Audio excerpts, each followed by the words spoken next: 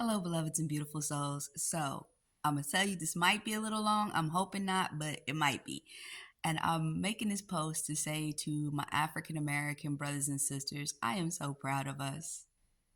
I am so proud of us. I am so happy this morning.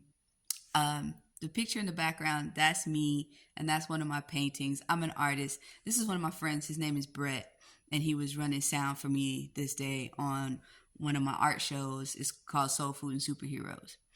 One of my favorite poems is by Marianne Williamson, and it was quoted by Nelson Mandela at his inauguration when he became the first black president of South Africa. And my favorite line in it is, it's over there on my wall, and it says, "When we let our light shine, we unconsciously give other people permission to do the same," right?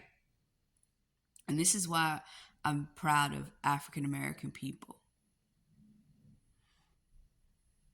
I want you to understand what happened when black people started saying, I'm going to be proud to be black. And I just got accepted into my master's program. This is my second time being accepted into a master's program. I will be studying, focusing on African American studies, right? So, as I'm focusing on African American studies, part of what I want to focus on is the liberation and the resistance of African Americans against the ideology to self-hate. It's hard because it's so programmed. But when African Americans not only resisted self-hate, but in turn turned around and started saying, I'm going to love self, and really dug in, not only through spirituality, but in music and in art. In art, okay? This is where the focus of my master's and even my doctoral program will be going. We did that because in loving ourselves, we unconsciously not only started unlocking ourselves, so many other people got unlocked. And no better place is that seen in music and hip hop, right? Well, not no better, but it's one of the best places you'll see it. Because as you see in hip hop, black people started this black love celebration, liberation, and as you start watching all of these other hip hop movements, granted, it is, and this is not to disrespect young artists who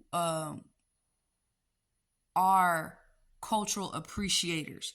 There are cultural appropriators of hip hop who don't want to honor hip hop's roots as an African American art form. They want to say, oh, it's just the culture.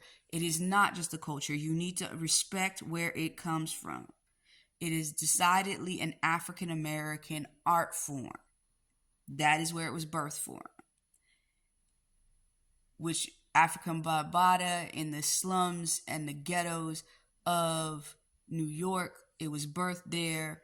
Even before that, in the slums and ghettos of New York, with African American and Puerto Rican youth African American, black folks, those people, and African American, Jamaican American, black folks.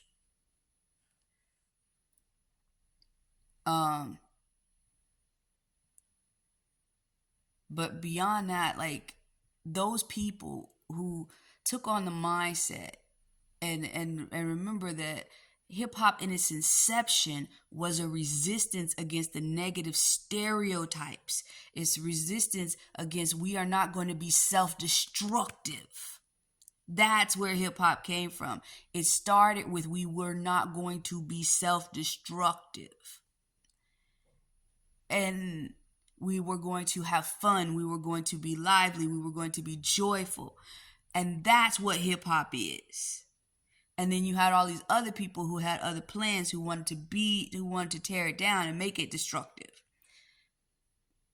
because they saw a tool and a weapon to implant signals and messages. Anyhow, fast forward to today, I'm listening to a Filipino rapper who is talking about how proud he is to be Filipino. And that is a following of the blueprint of the original mindset of what hip hop was.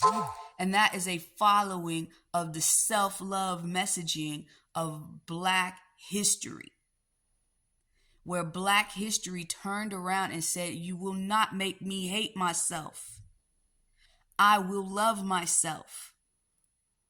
And that is what I'm saying. I'm proud of the resistances and the movements of civil rights movements, civil rights activists, and how it turned in from all of these spaces and all of these places. Black people, I'm proud of us. I'm proud of us for turning around and taking the hatred that we have experienced. There's been these videos cycling throughout TikTok and different social media saying in every generation, Black African Americans have been hated. In every generation that African Americans have existed, we've been hated. But we've been working on self-love and joy in every generation. And you know what we've done in that self-love and joy? We have unintentionally unlocked others' ability to have self-love and joy. I'm listening to an Asian rapper talk about how he is proud of his Asianness. I'm listening to a Punjabi rapper talk about, I'm listening to them start to invest. And I'm listening to Asian people say, I used to never say I love being Asian. In loving ourselves, we are teaching them to love themselves. I am proud of us. Keep loving yourself, Black people.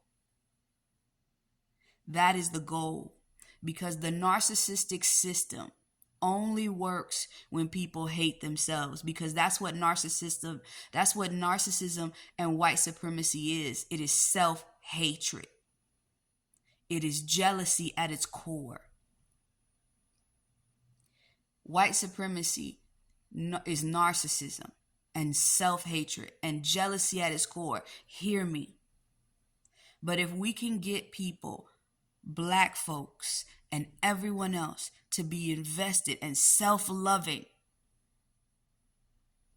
that is the beginning of tearing down the system. So if you are Black, love yourself. If you are Indigenous, Native American, love yourself. If you are Asian, love yourself. If you are Southeast Asian, love yourself. If you are whatever culture you are, love yourself. That's the goal. Value who you are. And that is how we tear this down. And when you love yourself and see beauty in yourself, you won't hate others. Because loving yourself means that you can honor and appreciate others as well. All right. Life, love, blessings. Mwah. Bezos.